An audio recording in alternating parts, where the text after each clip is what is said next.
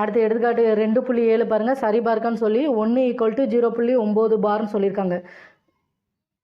அது வந்து சமன்பாடு மாதிரி கொடுத்துருக்காங்க. நமக்கு இது பார்த்தாலே தெரியும். இது எப்படி எழுதுவோம்? 0.999ன்னு போய்கிட்டே இருக்கும்.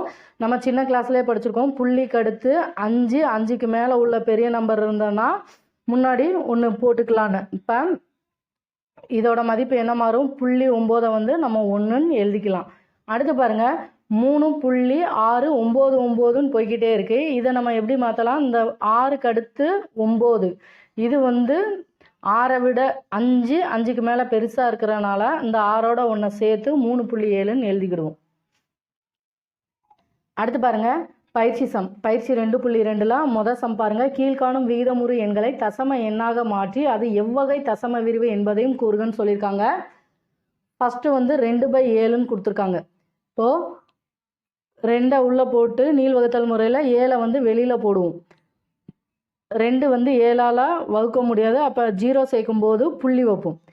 20ன்னு வரும். 7 14.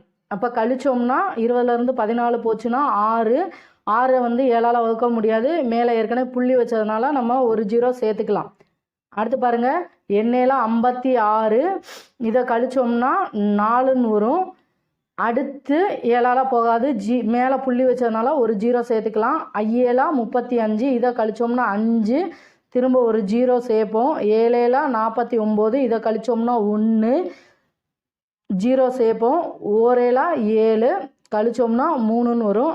0 சேர்ப்போம். 4 28. திரும்ப நமக்கு மீதம் 2 வரும். 2ங்கிறது இங்கே இருக்கா? திரும்ப நமக்கு இந்த இது ரிப்பீட் ஆகிக்கிட்டே இருக்கும். அப்போ 0.285714 இதுக்கு மேலே கோடு போடுவோம். ஏன்னா இந்த 20 வந்து இங்கே வந்துடும். 2ன்னு வரும்போது ஒரு 0 சேர்க்கும் போது இந்த 20 வரும். அப்போ இந்த 2.85714 வந்து திரும்ப திரும்ப போய்கிட்டே இருக்கும்.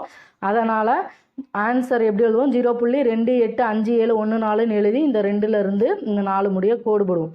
இப்போ இதை நமக்கு பார்த்தாலே தெரியுது, முடிவுறா சுழல் தசம விரிவு. இதே இது கீழே வந்து நமக்கு மீதி வந்து 0 கிடச்சதுன்னா அதை வந்து முடிவுறு தசம விரிவுன்னு சொல்லுவோம். அடுத்து பாருங்கள், -5 3/11. இது கலப்பு பின்னமாக இருக்குது. இப்போ பெருக்கணும்னா 5ஐயும் 11ஐயும் பெருக்குனா 55, 55ஐயும் 3ஐயும் கூட்டினா 58/11. மைனஸ் சிம்பிள் இருக்கனால மைனஸ் போட்டுருவோம். 58 உள்ளே போட்டு 11ஆல் வகுக்கிறனால 11 வெளியில் போடுவோம். 5 11 55, கழிச்சோம்னா 3 வந்து 11ஆல் போகாது. அப்போ நம்ம ஒரு 0 சேர்க்கணும். அதனால் மேலே புள்ளி வைப்போம். அடுத்து 11 22. இதை கழிச்சோம்னா 8, புள்ளி வச்சதுனால ஒரு 0 சேர்த்துக்கலாம். 7 11 77, கழிச்சோம்னா 3ன்னு வரும். அடுத்து ஒரு 0 சேர்ப்போம். அப்போ இந்த 3 வந்து ரிப்பீட்டாக வந்துக்கிட்டே இருக்கும். அப்போ 3க்கு அடுத்து 0 சேர்க்கும்போது 22ன்னு வரும். அடுத்து இதை கழிச்சோம்னா 8. அப்போ இந்த 27 வந்து திரும்ப திரும்ப வந்துக்கிட்டே இருக்கும். அப்போ நம்ம எப்படி எழுதுவோம்? 5.27. 27க்கு மேலே கோடு போடுவோம். இப்போ இதுவும் முடிவுறா சுழல் தசம விரிவை பெற்றிருக்கும். அடுத்து 3வது பாருங்கள், 22/3. 22 உள்ளே போட்டு 3ஆல் வகுக்கும்போது 7 3 21. கழிச்சோம்னா 22லேருந்து 21 போச்சுன்னா 1 வந்து 3ஆல் வகுக்க முடியாது. அப்போ புள்ளி வச்சு 0 சேர்ப்போம். 10ன்னு வந்துடும். அப்போ 3 9. திரும்ப கழிச்சோம்னா 1, ஒரு 0 சேர்ப்போம் புள்ளி வச்சதுனால. அப்போ அந்த 3 வந்து திரும்ப திரும்ப வந்துக்கிட்டே இருக்கும். அப்போ நம்ம எப்படி எழுதுவோம்? 7.3க்கு மேலே ஒரு பார் போடுவோம். இதுவும் முடிவுறா சுழல் தசம விரிவு. அடுத்து பாருங்கள், 327/200. இப்போ 200ன்னு இருக்குது, 2 0 இருக்குது. இப்போ 2 0னா இப்போ மேலே கொண்டு போகும்போது 3.27/2ன்னு எழுதுவோமா? அப்போ வகுக்கணும்னா 3.27 உள்ளே போட்டு 2 வந்து வெளியில் போடுவோம். 2 2. இப்போ கழிச்சோம்னா 1. இந்த புள்ளியை கீழே இருக்கனால நம்ம மேலேயும் புள்ளி வைப்போம். அடுத்து 2 கீழே இறக்குவோம். கீழே இறக்கிட்டு இப்போ 6 2 12. அடுத்து பாருங்கள், இதை கழிச்சா 0 வந்துடும். அடுத்து 7ங்கிற நம்பர் இருக்குது. 7 கீழே இறக்கணும்னா 3 2 6. அடுத்து 7லேருந்து 6 போச்சுன்னா 1. ஏற்கனவே புள்ளி வச்சதுனால நம்ம ஒரு 0 சேர்த்துக்கலாம். அடுத்து பாருங்கள், 5 2 10. நமக்கு மீதி 0 வந்துருச்சு. இப்போ நமக்கு வர்ற மதிப்பு வந்து 1.635. நமக்கு மீதி ஏற்கனவே படிச்சிருக்கோம். மீதியில் வந்து 0 வந்ததுன்னா அது வந்து முடிவுறு தசம எண்.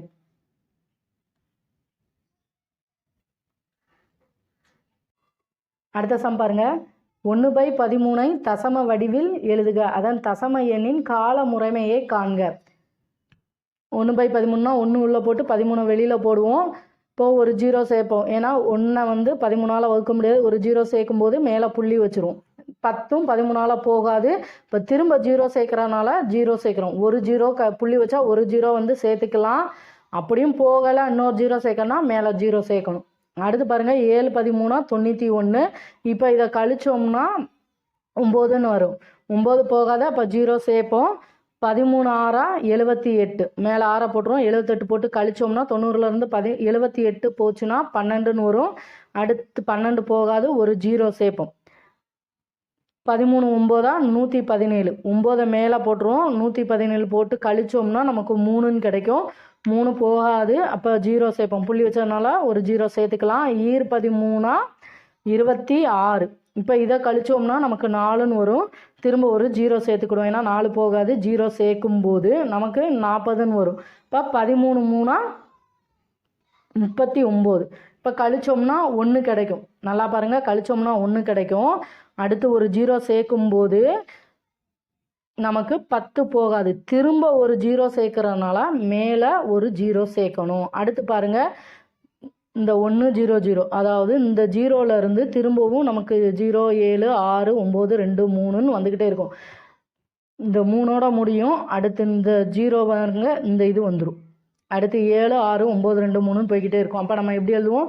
0.076 9 2 3ன்னு எழுதிட்டு இந்த 0லேருந்து பார் போடுவோம். ஏற்கனவே படிச்சிருக்கோம். தசம எண்ணின் கால முறைமைனா இந்த கோடு எத்தனை நம்பரில் இருக்குன்னு கனெக்ட் பண்ணி எழுதுவோம். 1 2 3 4 5 6 6 நம்பரில் இருக்குது. அப்போ இதோட கால முறைமை வந்து 6.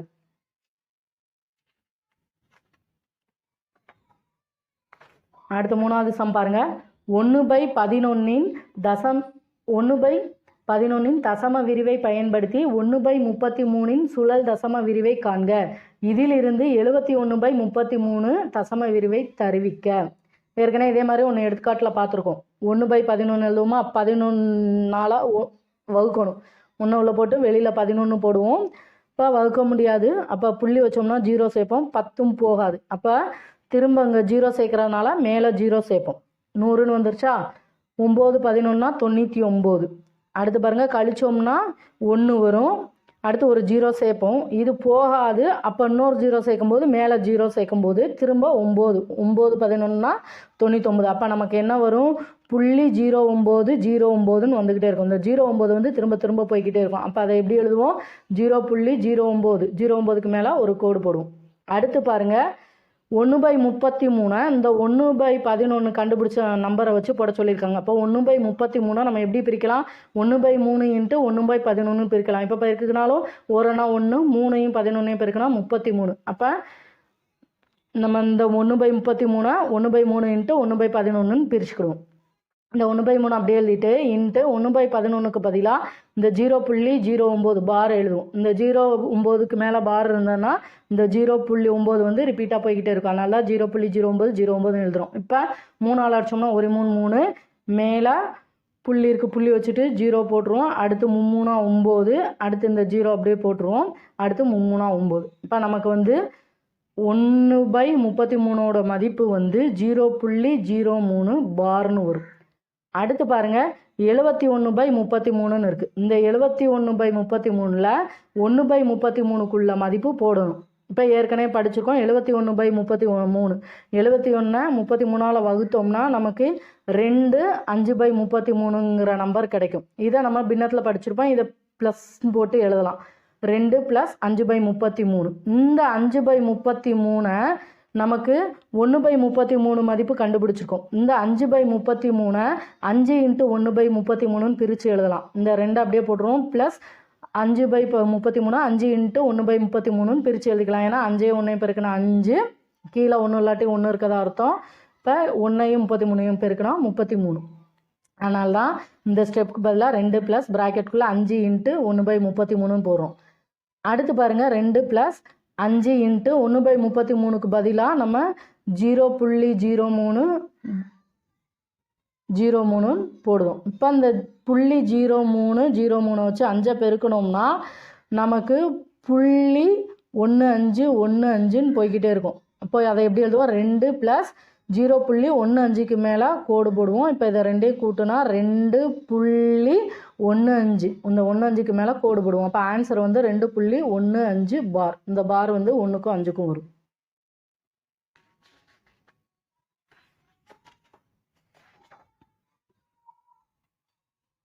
அடுத்து 4வது சம் பாருங்க.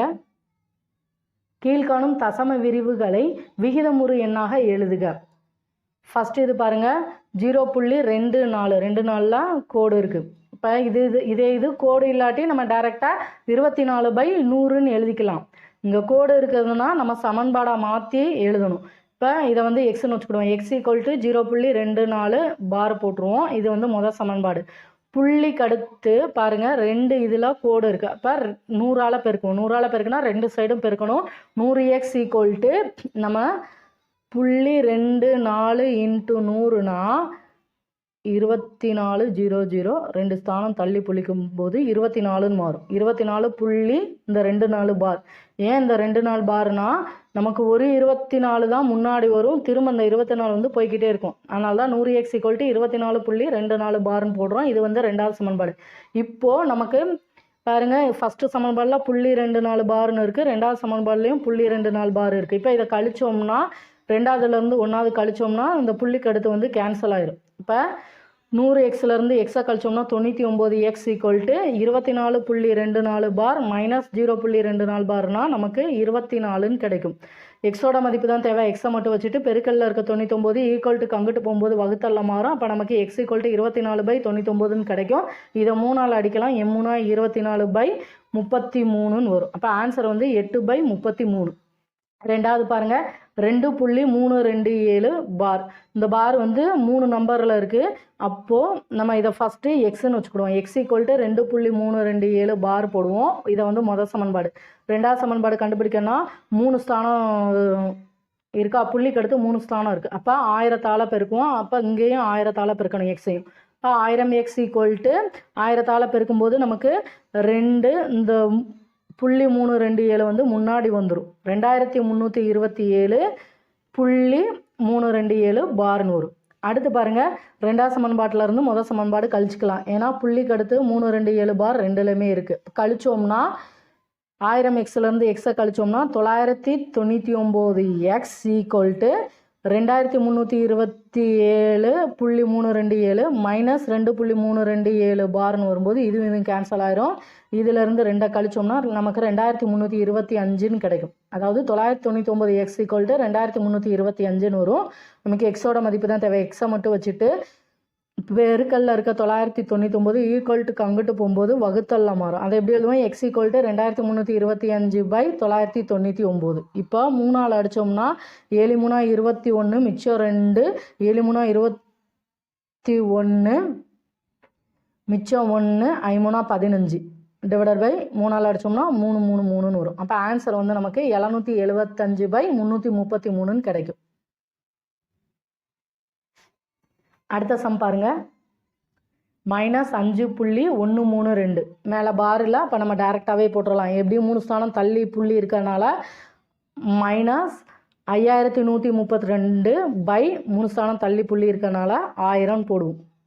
இப்போ நமக்கு -5132/1000 எழுதுமா. இப்போ இதை வந்து அடிக்கலாம். 2ஆல் அடித்தோம்னா கீழே i2 10 0 0ன்னு வரும். மேலே அடிக்கும்போது e2 4 மிச்சம் 1 i2 10 மிச்சம் 1 r2 12 மிச்சம் 1 r2 12 மைனஸ் சிம்பிளை ஞாபகமாக போட்டுருணும். அடுத்து 2ஆல் அடிக்கும்போது e2 4 மிச்சம் 1 i2 10 0 போட்டுருவோம். மேலே அடிக்கும்போது மைனஸ் சிம்பிளை போட்டுருவோம். o2 2 e2 4 மிச்சம் 1 n2 16 2 6. இப்போ நமக்கு வர்ற மதிப்பு வந்து -1283/250.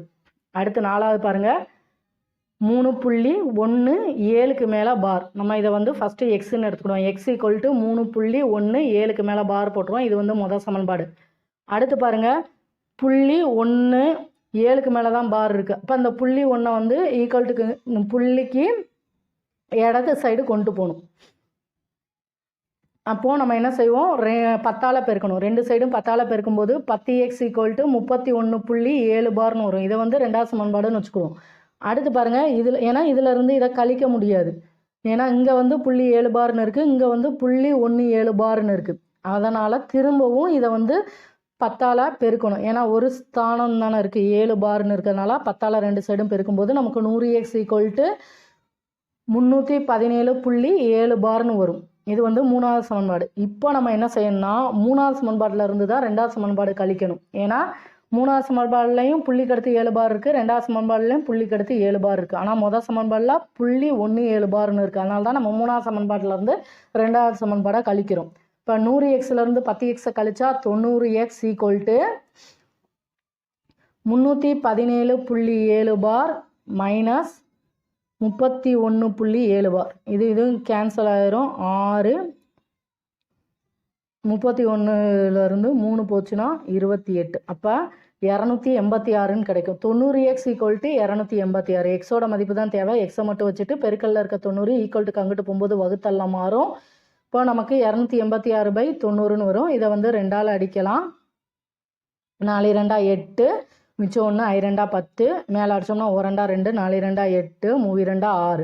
இப்போ நமக்கு 143/45ன்னு கிடைக்கும்.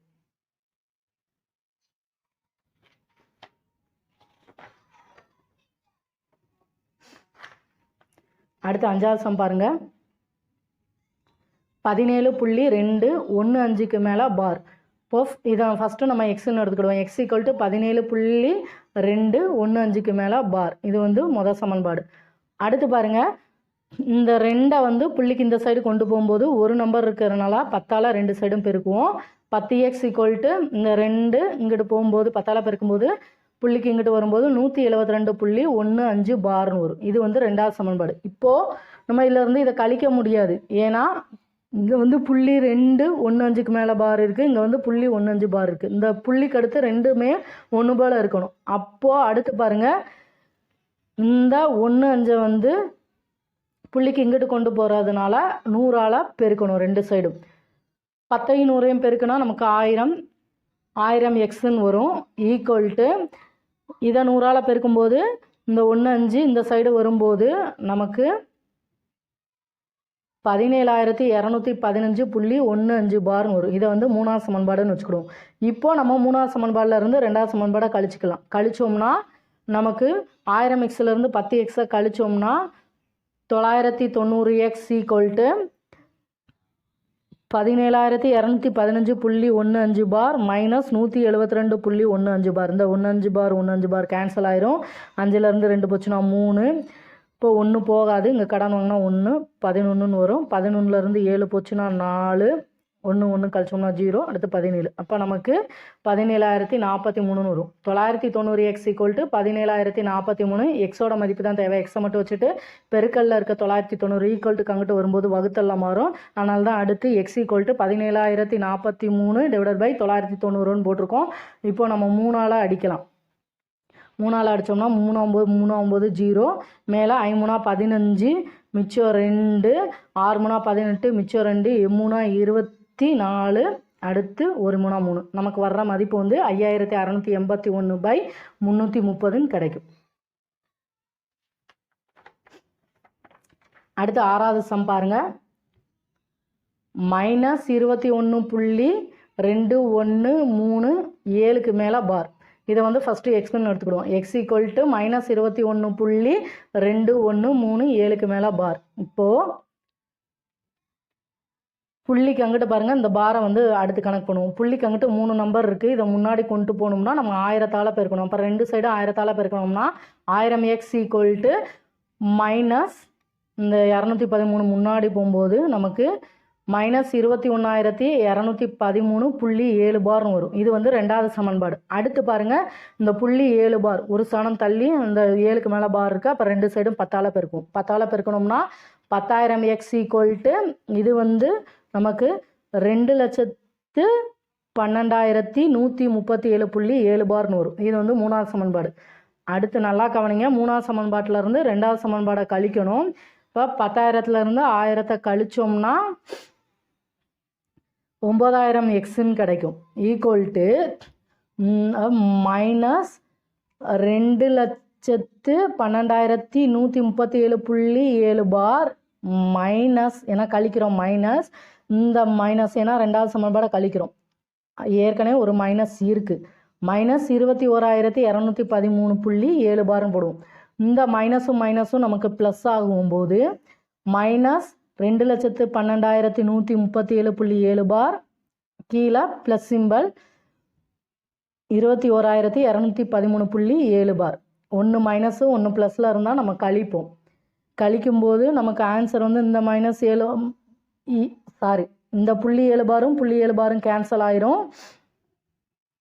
அடுத்து 7லேருந்து 3 போச்சுன்னா 4, 3லேருந்து 1 போச்சுன்னா 2, 1லேருந்து 2 போகாது. கடன் வாங்கினோம்னா இங்கே 1ன்னு மாறும், இங்கே வந்து 11 ஆகும். 11லேருந்து 2 கழிச்சோம்னா 9, 1லேருந்து 1 போச்சுன்னா 0. அடுத்து 21லேருந்து 2 கழிச்சோம்னா 19. அப்போ நமக்கு மேலே பெரிய நம்பரில் வந்து மைனஸ் சிம்பிள் இருக்குது, அதை ஞாபகமாக போடணும். அப்போது மைனஸ் 1,90,924 கிடைக்கும். இப்போது நமக்கு எக்ஸோட மதிப்பு தான் தேவை. எக்ஸ் ஈக்குவல் டு இந்த பெருக்கல்ல இருக்க 9,000 ஈக்குவல் டு அங்கிட்டு போகும்போது வகுத்தெல்லாம் மாறும். அதனால தான் அடுத்து x equal to 1,90,924 divided by 9,000 போட்டிருக்கோம்.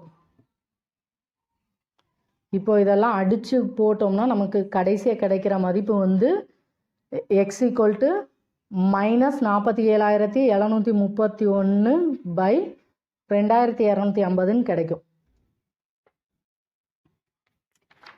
நம்ம எப்பயுமே கழிக்கும்போது ஞாபகம் வச்சுக்கோங்க, இங்கே எல்லாமே ப்ளஸ் சிம்பிள் இருக்கனால பிரச்சனை இல்லை. இப்போ இங்கே ஸ்டார்டிங்லேயே மைனஸ் சிம்பிள் இருக்கும்போது அடுத்து கழிக்கும்போது அந்த மைனஸும் ப்ளஸ் ஆகி பெரிய நம்பரில் இருந்து சின்ன நம்பரை கழிப்போம். இதே இது இங்கே ப்ளஸ்ஸுனா ப்ளஸ்ஸும் கூட்டுவோம். ஒன்று மைனஸு இன்னொன்று ப்ளஸ் இருக்கனால இதை கழித்து பெரிய நம்பருக்கு என்ன சிம்பிள் இருக்கோ அதை போட்டுக்கிடுவோம். அடுத்த சம் பாருங்க. வகுத்தல் முறையை பயன்படுத்தாமல் பின்வருவனவற்றுள் எவை முடிவுறு தசம விரிவை பெற்றிருக்கும் என கண்டுபிடிக்கன்னு சொல்லியிருக்காங்க. ஏற்கனவே நம்ம பார்த்துருக்கோம், ஒரு ஃபார்முலா பி பை க்யூன்னு இருந்ததுன்னா இந்த க்யூவை வந்து 2m இன்ட்டு 5n இதை மாற்றினா அது வந்து முடிவுறு தசம விரிவுன்னு தெரியும். பாருங்கள் 7/128ன்னு இருக்குது. 7 போட்டுருவோம். பை 128 வந்து பகாக்கரணிப்படுத்த முறையில் தானவகுத்தல் போட்டோம்னா ஃபஸ்ட்டு 2ஆல் போடுவோம். 6 2 12 4 2 8, திரும்ப 2ஆல் வகுத்தோம்னா 6 2 12 4 2 8, திரும்ப 2ஆல் போட்டோம்னா 3 2 6 2 4, திரும்ப 2ஆல் போட்டோம்னா 1 2 2 மிச்சம் 1, 6 2 12, திரும்ப 2ஆல் போட்டோம்னா 2 2 16, திரும்ப 2ஆல் போட்டோம்னா 4 2 8, திரும்ப 2ஆல் போட்டோம்னா 2 மீதி கிடைக்கும். இப்போ பாருங்கள் எத்தனை 2 இருக்குது, 1 2 3 4 5 6 7. அப்போ 2/7ன்னு எழுதுவோம். இது வந்து பாருங்கள் B by 2m into 5n. இந்த 5n இருந்தாலும் சரி, அப்படி இல்லாட்டி ஏதாவது ஒன்று 2m, அப்படி இல்லாட்டி 5n, அப்படி இல்லாட்டி ரெண்டுமே இருந்தாலுமே அது முடிவுறு தசம விரிவு தான். இப்போது இது நமக்கு என்னது வரும், முடிவுறு தசம விரிவை பெற்றிருக்கும். அடுத்து ரெண்டாவது பாருங்கள் 21/15ன்னு இருக்குது. இப்போது நம்ம ஃபஸ்ட்டு இது வந்து சின்ன நம்பராக இருக்கனால அடித்து பார்க்க முடியுமான்னு பார்க்கலாம். 3ஆல் அடிக்கலாம்ல. 7 3 21 பை 3ஆல் அடித்தோம்னா 5 3 15. அப்போ நமக்கு 7/5ன்னு கிடைக்கும். இப்போ இதுவும் 5/1ன்னு இருக்குது. அப்போ இதுவும் முடிவுறு தசம விரிவு தான். இதே இது பெரிய நம்பராக இருக்கும்போது நம்ம அதை அடிக்க முடியுமான்னு கனெக்ட் பண்ணிட்டு தான் அடுத்து நம்ம அதை முடிவுருவா இல்லை முடிவுறா இது வருமானு கனெக்ட் பண்ணணும். ஞாபகம் வச்சுக்கோங்க. அடுத்து மூணாவது பாருங்கள் 4 9/35. இதே இது ரெண்டாவது பாருங்கள் 21/3 இன்ட்டு 3 15ன்னு பிரித்து எழுதணும்னா இப்போ பார்க்கணும் இது அடிக்க முடியுதான்னு பார்க்கணும். அடிக்கிற மாதிரி இருந்துட்டா இது வந்து 3ஆல் அடிக்கும். 1 3 3 7 3 21. சப்போஸ் இங்கே வேறு நம்பர் இருந்து அடிக்க முடியலாட்டி அது வந்து முடிவுறா தசம விரிவு. இது வந்து 21 இருக்கனால 3ஆல் அடித்தோம்னா 7/5ன்னு வரும். இது வந்து முடிவுறு தசம விரிவு. நம்ம இந்த மாதிரி கனெக்ட் பண்ணும்போது கடைசி வர்ற மதிப்பை பார்த்து ஏதாவது அடிக்க முடியுமான்னு பார்க்கணும். ஞாபகம் வச்சுக்கோங்க. அடுத்து மூணாவது பாருங்கள் 4 9/35. கலப்பு பின்னமாக இருக்குது. இப்போ 4 35 பெருக்கணும்னா 140ன்னு கிடைக்கும். அதோட அந்த 9 கூட்டினோம்னா 149/35ன்னு வரும். நமக்கு கீழே உள்ளதான் கணக்கு. இதை பிரித்தோம்னா 7×5 35. அப்போ 149/7 × 5ன்னு போடுவோம். கடைசி நம்பர் வந்து 5 0ல் முடியலை. அப்போ இது வந்து 5ஆல் அடிபடாது. 7ஆல் அடிபடுதான்னு பார்த்தோம்னா 7 14, அடுத்து 9ன்னு இருக்குது. அப்போ 7ஆல் அடிக்க முடியாது. அப்போ இது வந்து முடிவுறா சுழல் தசம விரிவு. அடுத்து பாருங்கள் 219/2200. இந்த 2200 2ஆல் வகுத்தோம்னா ஓரெண்டா 2, ஓரெண்டா 2, 2 0 இறக்கிடுவோம். அடுத்து 2ஆல் போட்டோம்னா 2 10, மிச்சம் 1 இருக்கும். 2 10, இந்த ஒரு 0 இருக்கும். திரும்ப 2ஆல் போட்டோம்னா 2 4, மிச்சம் 1, 7 14, மிச்சம் 1, 2 10. அடுத்து பாருங்கள் 5ல் முடிஞ்சிருக்கனால 5ஆல் தான் வகுக்க முடியும். 5ஆல் போட்டோம்னா 5 25, மிச்சம் 2, 5 25. அடுத்து 5ஆல் போட்டோம்னா 11ன்னு வரும். அப்போது 219/2√3 × 5√2 × 11. நமக்கு 2 5 மட்டும் இருந்தால் தான் முடிவுறு. இது வந்து 11 எக்ஸ்ட்ரா இருக்குது. அப்போ இது வந்து முடிவுறா சுழல் தசம விரிவை பெற்றிருக்கும்.